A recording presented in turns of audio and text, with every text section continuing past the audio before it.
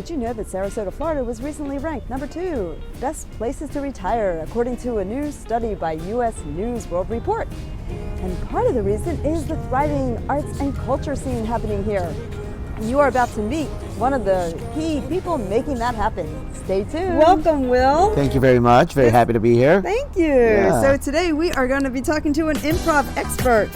And Will Luero is one of the people making things happen in Sarasota.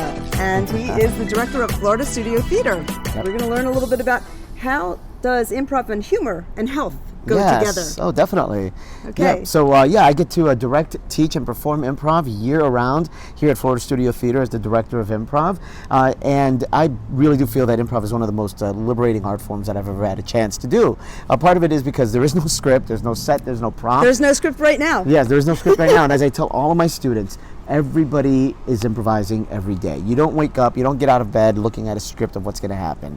You go through your day, you respond to what's going on, and what improv helps you do is respond with even more confidence. It helps you listen a lot better, whether it's that's at work or with a lover or with friends or your boss, etc. It just helps you be more present and to listen to each other a lot more. Okay. Yeah. So Will is doing some really exciting work in the senior community in Sarasota, and we definitely have our share of seniors here. Yes. So tell us, you mentioned something about the your involvement with Alzheimer's Yes, I am. Association? Yep, I work with the Alzheimer's Association, and I work with patients of Alzheimer's and dementia, as well as their caregivers. And what I do is I help, especially for the patients, I do exercises that are dynamic in nature, help them use their minds a bit more, especially at that point where they could work those neurons a bit more. Now, there are studies that have been done through Harvard, at MIT, and the American Medical Association that shows that there are benefits of doing improv for Alzheimer's and dementia patients. I also work with their caregivers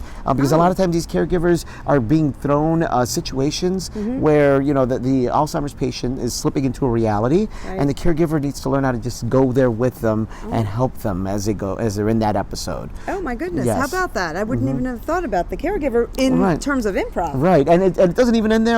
Even if you're not a patient of Alzheimer's dementia, I work with folks who are looking to add a little bit more humor to their life, to their workplace, are trying to figure out how to work better with their partners, whether it's work partners or life partners. And I personally feel, I believe, not only in the healing power of laughter, but also in the human right to laugh.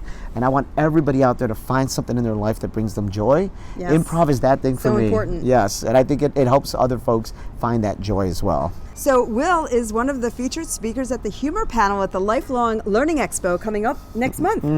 And what are you going to be talking about without giving it away? I won't give it all away. I won't give it all away, but I will be talking a bit more in detail about the benefits of improvisation and about improv comedy, and also the resources locally where you can either reach me or reach other improv artists. I personally, I work over at ACE at the Suncoast Community College, where I teach improv, but I do most of my teaching right here on this campus at Florida Studio Theater. How do you overcome the fear of improv, if you have one? I think a lot of people are afraid of trying to be funny. I think that's the biggest fear for most people that are taking improv classes. Here's the thing, improv is not about being funny. That's the last thing I teach you. It's mostly about being authentic and about being true to yourself and about listening. Yes. Oh, right, and I know you're making a huge difference in the community, so thank you for being with us. Oh, this was a lot of fun. Thank you very much. All right, come out to the Lifelong Learning EXPO, check out his panel on humor, and try some improv. I think you'll like it. I will. All right, excellent. Thank you, Robyn. Bye for now. Bye, take care.